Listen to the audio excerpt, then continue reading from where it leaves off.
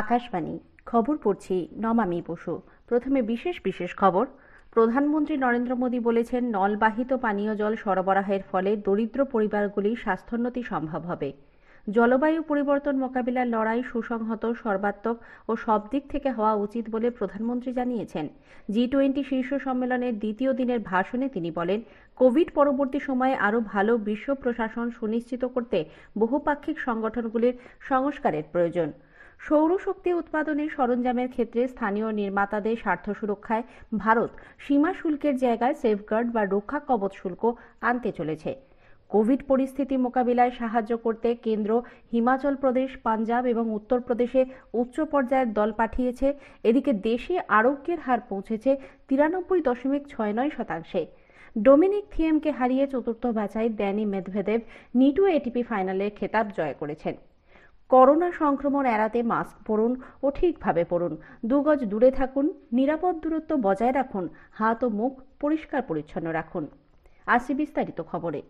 প্রধানমন্ত্রী নরেন্দ্র মোদী উত্তরপ্রদেশের বিন্ধ্যাঞ্চলের সোনভদ্র ও মির্জাপুর জেলায় 5,555 কোটির বেশি অর্থমূল্যের বেশ কয়েকটি গ্রামীণ জল প্রকল্পের শিলান্যাস করেছেন। গতকাল এই অঞ্চলের জন্য 23টি জল প্রকল্পের উদ্বোধন করে প্রধানমন্ত্রী বলেন, মির্জাপুর এবং সোনভদ্র জেলায় এই পানীয় জল প্রকল্প শুধু পরিশুদ্ধ জলই সরবরাহ করবে না, বহু রোগ নির্মূলেও সহায়ক হবে। শ্রী মোদী দুঃখ প্রকাশ করে বলেন, প্রচুর সম্পদ থাকা সত্ত্বেও বিন্ধ্যাঞ্চল বা বুন্দেলখণ্ড অঞ্চলে প্রচুর ঘাটতি রয়েছে। স্বাধীনতার পরবর্তী সময়ে এই অঞ্চল অবহেলিত থাকায় বহু মানুষ অন্যত্র চলে গেছেন। 3,000 গ্রামের সব বাড়িতে নলবাহিত জল পৌঁছানোয় 40 লক্ষ গ্রামীণ মানুষ উপকৃত হবেন বলে তিনি আশ্বস্ত করেন। প্রধানমন্ত্রী জোর দিয়ে বলেন, এই প্রকল্পগুলি জলের অভাব মেটাবে এবং সেচ সমস্যার সমাধান করে দ্রুত উন্নয়নের পথ প্রশস্ত করবে। আগামী 24 মাসের মধ্যে কাজ সম্পূর্ণ হয়ে যাবে। প্রধানমন্ত্রী বলেন, আত্মনির্ভর ভারত আত্মনির্ভর গ্রাম থেকে শক্তি লাভ করে। জল জীবন মিশন চালু হবার পর থেকে গত 1.5 বছরে 2,60,00,000 পরিবারে নলবাহিত পানীয় জল পৌঁছানো সম্ভব হয়েছে। প্রধানমন্ত্রী জোর দিয়ে বলেছেন, জলবায়ু পরিবর্তন মোকাবিলার লড়াই সুসংহত, সর্বাত্মক ও সব দিক থেকে হওয়া উচিত। G20 শিখর সম্মেলনে গতকাল ভার্চুয়াল ভাষণে তিনি বলেন, একা এই লড়াই করা সম্ভব নয়। মোদী বলেন, কোভিড অতিমারির প্রকোপ থেকে সবাই যখন নাগরিকদের এবং অর্থনীতিকে বাঁচানোর চেষ্টা করছে, তখন জলবায়ু পরিবর্তনের লড়াইয়ের ওপরও সমান গুরুত্ব দিতে হবে। ভারত কম কার্বন নিঃসরণ ও পরিবেশ অনুকূল নীতি গ্রহণ করেছে বলেও প্রধানমন্ত্রী জানান। তিনি বলেন, ভারত শুধু প্যারিস জলবায়ু চুক্তির লক্ষ্যই পূরণ করছে না, তাকে ছাপিয়ে যাচ্ছে। এলইডি আলোর জনপ্রিয়তা বাড়ায় বছরে কার্বন ডাই অক্সাইডের নির্গমন কমেছে 3,80,00,000 টন। উজ্জ্বলা যোজনায় 8 কোটির বেশি পরিবারে রান্নার গ্যাস পৌঁছে দেওয়া বিশ্বের বৃহত্তম দূষণমুক্ত জ্বালানি প্রকল্প। প্রধানমন্ত্রী জানান, দেশকে একবার ব্যবহারযোগ্য প্লাস্টিক থেকে পুরোপুরি মুক্ত করার জন্য চেষ্টা চলেছে। বনাঞ্চল বাড়ছে, বৃদ্ধি পাচ্ছে বাঘসিংহের সংখ্যাও। ভারতের লক্ষ্য 2030 সালের মধ্যে 2,60,00,000 হেক্টর পতিত জমি পুনরুদ্ধার করা। ভারত মেট্রো নেটওয়ার্ক, জলপথ সহ আরও বহু পরবর্তী প্রজন্মের পরিকাঠামো উন্নয়নে কাজ চালিয়ে যাচ্ছে। আগামী 2022 সালের আগেই 175 গিগাওয়াট পুনর্নবীকরণযোগ্য শক্তি উৎপাদনের লক্ষ্যমাত্রা ভারত পূরণ করবে বলে তিনি প্রত্যয় ব্যক্ত করেন। প্রধানমন্ত্রী G20 শিখর সম্মেলনের দ্বিতীয় দিনের ভাষণে কোভিড পরবর্তী সময়ে আরও ভালো বিশ্ব প্রশাসন সুনিশ্চিত করতে বহুপাক্ষিক সংগঠনগুলির সংস্কারের প্রয়োজনীয়তার কথা পুনর্ব্যক্ত করেন। সৌদি আরব আয়োজিত ভার্চুয়াল ভাষণে প্রধানমন্ত্রী অংশগ্রহণের মাধ্যমে উন্নয়নের জন্য ভারতের প্রচেষ্টার কথা তুলে ধরেন। পরপর বেশ কয়েকটি টুইট বার্তায় তিনি জানান, কোভিডোত্তর সময়ে বিশ্ব অর্থনীতি ও মূল্যবোধের কাছে আত্মনির্ভর ভারত একটি গুরুত্বপূর্ণ স্তম্ভ হিসেবে বিবেচিত হবে বলে তাঁর ভাষণে তিনি উল্লেখ করেছেন। উল্লেখ্য, ভারত 2023 সালে G20 শিখর সম্মেলনের আয়োজন করবে। এবছরের সম্মেলনের শেষ দিনে গতকাল এই ঘোষণা করা হয় বলে বিদেশ মন্ত্রক থেকে এক বিবৃতিতে জানানো হয়েছে। এদিকে মার্কিন রাষ্ট্রপতি ডোনাল্ড ট্রাম্প বলেছেন, প্যারিস জলবায়ু চুক্তি আমেরিকার অর্থনীতিকে ধ্বংস করার জন্য তৈরি করা হয়েছিল। মার্কিনদের রক্ষা করার উদ্দেশ্যেই তিনি প্যারিস জলবায়ু চুক্তি থেকে বেরিয়ে আসার সিদ্ধান্ত নিয়েছিলেন বলে G20 শিখর সম্মেলনের ভাষণে উল্লেখ করেন।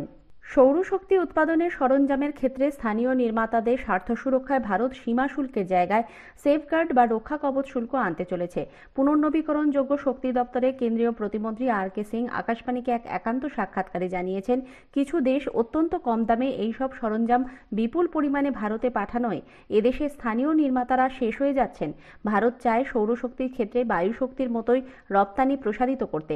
তিনি বলেন, ভারতে মাথাপিছু শক্তির ব্যবহার কম হওয়ায় পুনর্নবীকরণ পুনর্নবীকরণযোগ্য শক্তির সর্বাধিক উৎপাদন ও চাহিদা রয়েছে। পিএম কুসুম যোজনাকে দ্বিতীয় সবুজ বিপ্লব আখ্যা দিয়ে শ্রী সিং বলেন, এই প্রকল্পে অনুর্বর জমিতে সোলার পাম্প স্থাপন ও সৌরশক্তি উৎপাদনের জন্য কৃষকরা ভর্তুকি লাভ করতে পারবেন। প্রধানমন্ত্রী নরেন্দ্র মোদী আজ ভিডিও কনফারেন্সের মাধ্যমে সাংসদদের জন্য বহুতল আবাসনের উদ্বোধন করবেন। নতুন দিল্লির ডক্টর বিডি মার্গে অবস্থিত ৮০ বছরের পুরনো ৮টি বাংলোকে ভেঙে ৭৬টি ফ্ল্যাট পুনর্নির্মাণ করা হয়েছে। পরিবেশ দূষণ রোধে ফ্ল্যাটগুলিতে একাধিক পদক্ষেপ নেওয়া হয়েছে। এ খবর প্রচারিত হচ্ছে আকাশবাণী থেকে। দেশে নতুন করে ৪৫,২০৯ জন করোনা আক্রান্ত হওয়ায় মোট আক্রান্তের সংখ্যা ৯১ লক্ষের কাছাকাছি পৌঁছেছে। চিকিৎসাধীন রোগীর হার মোট আক্রান্তের মাত্র ৪.৮৫%। বর্তমানে 4,40,962 জন চিকিৎসাধীন। গত একদিনে মৃত্যু হয়েছে 501 জনের। ফলে দেশের করোনা ভাইরাসের কারণে 1,33,227 জনের মৃত্যু হলো। এই একই সময়ে 43,493 জন সুস্থ হয়ে ওঠায় আরোগ্যের হার দাঁড়িয়েছে 93.69%। সুস্থ হয়েছেন মোট 85,21,617 জন। পশ্চিমবঙ্গে করোনা সংক্রমণ থেকে সুস্থতার হার আরও কিছুটা বেড়ে 92.72% পৌঁছেছে। অন্যদিকে গত 24 ঘন্টায় নতুন করে 3,591 জন করোনায় সংক্রমিত হওয়ায় এখনো পর্যন্ত মোট 4,56,361 জন এই রোগে সংক্রমিত হলেন। গত 24 ঘন্টায় 3,726 জন করোনা থেকে সংক্রমণ মুক্ত হওয়ার ফলে 4,23,129 জন সুস্থ হয়েছেন বলে গতকাল স্বাস্থ্য দপ্তরের প্রকাশিত রিপোর্টে উল্লেখ করা হয়েছে। এ সময় আরও 49 জন করোনা আক্রান্তের মৃত্যু হয়েছে। ফলে এই নিয়ে রাজ্যে করোনা আক্রান্তের মোট মৃতের সংখ্যা বেড়ে হল 8,025 জন। কোভিড পরিস্থিতি মোকাবিলায় সাহায্য করতে কেন্দ্র হিমাচল প্রদেশ, পাঞ্জাব এবং উত্তরপ্রদেশে উচ্চ পর্যায়ের দল পাঠিয়েছে। এই রাজ্যগুলিতে দৈনিক সংক্রমণ বা অ্যাক্টিভ কেসের সংখ্যা বেড়ে যাওয়ার প্রেক্ষিতেই এই সিদ্ধান্ত।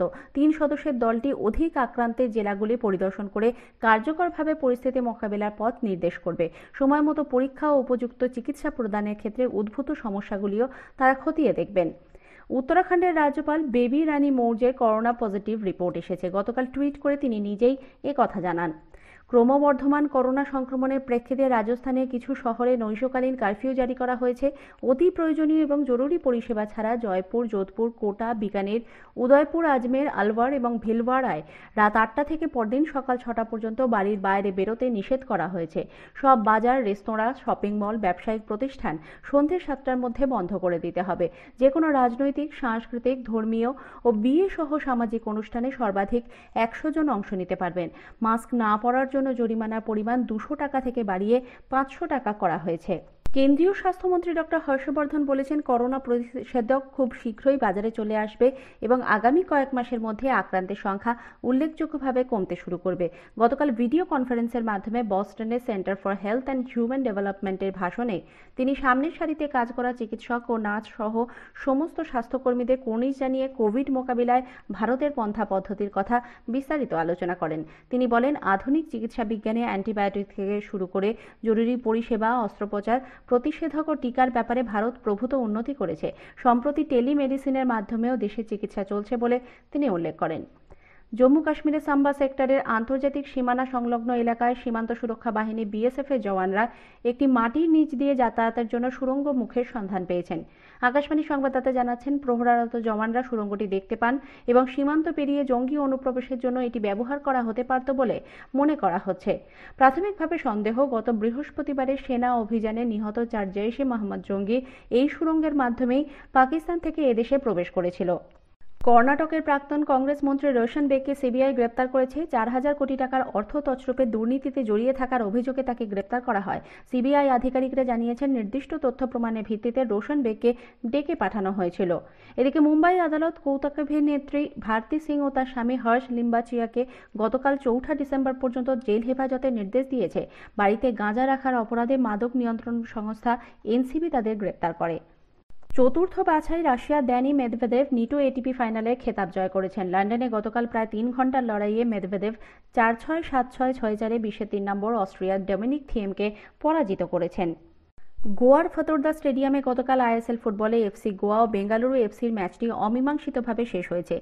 দুপক্ষই দুটি করে গোল করেছে। আজ বাম্বলিমে জিএমসি স্টেডিয়ামে ওড়িশা এফসি হায়দ্রাবাদ এফসির বিরুদ্ধে খেলবে। শেষ করার আগে খবরের বিশেষ অংশ আরও একবার।